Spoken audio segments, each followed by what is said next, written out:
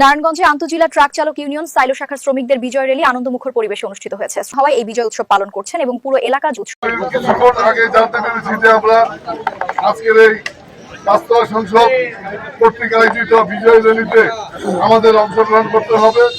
আমরা সেই রকম প্রস্তুত ছিলাম না, তারপরও এলাকার সবার একটা আন্তরিকতার বহিঃপ্রকাশ করেছে এই জায়গায়।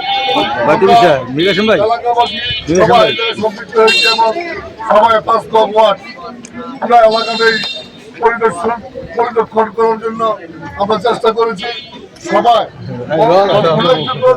আমাদের মাঝে উপস্থিত হয়েছেন, আমাদের সাথে উপস্থিত হয়েছেন আজকে আমাদের সংগ্রামী সভাপতি জনাব জাহাঙ্গীর আলম রিপন, সাংগঠনিক সম্পাদক চাহিদ হাসান লিপা, যুগ্ম সম্পাদক রোবেল, কার্যকরী সভাপতি রফিকুল ইসলাম, আমার শ্রদ্ধেয় চাচা জনাব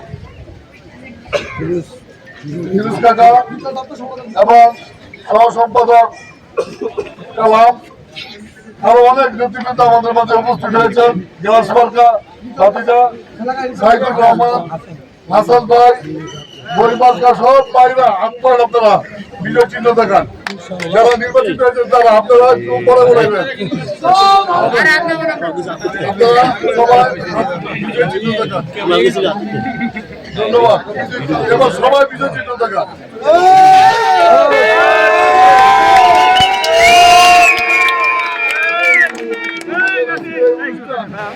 সবার জন্য একটি বার্তা নিয়ে এসেছে যে আমরা আমাদের যে দায়িত্ব নিয়েছেন আমরা সেই দায়িত্ব অক্ষরে অক্ষরে পালন করার জন্য চেষ্টা করবো ইনশাআল্লাহ।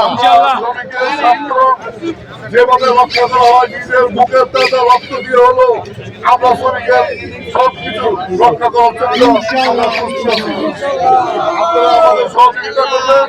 সাইলো শাখা একটি অন্যতম শাখা হবে এবং সকল শ্রমিক ভাইরা এই শাখা থেকে কোনো রকমের কোনো অবাঞ্ছিত, কোনো রকমের কোনো অবাঞ্ছিত কোনো ব্যবহার আচার আচরণ বঞ্চিত হবেন না, বরঞ্চ সার্বিকভাবে এই শাখার সকল কর্মকর্তা যারা আছে তারা সবাই আপনাদের বিপদে আপদে ঝাঁপিয়ে পড়বে সেই প্রত্যাশা রেখে মাগরিবের টাইম নামাজের সময় হয়েছে।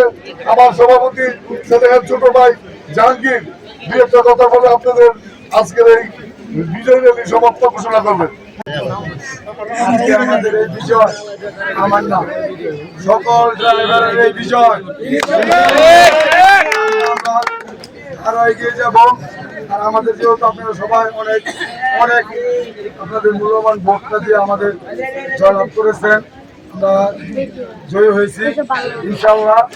সামনে আপনাদের কাজে কর্মে এরা প্রমাণ পাইবে। এই বিজয় আমার না, এই বিজয় সকল শ্রমিকের মাথায় উৎসর্গ করলাম। তারা সংসদকে আজকে ধন্যবাদ জানাই, তারা এই বিজয় র্যালি আয়োজন করেছেন এবং ধন্যবাদ জানাই সোনালী সংসদের সকলকে আর এলাকাবাসীর সবাইকে ধন্যবাদ জানাই আমার বক্তব্য শেষ করছি।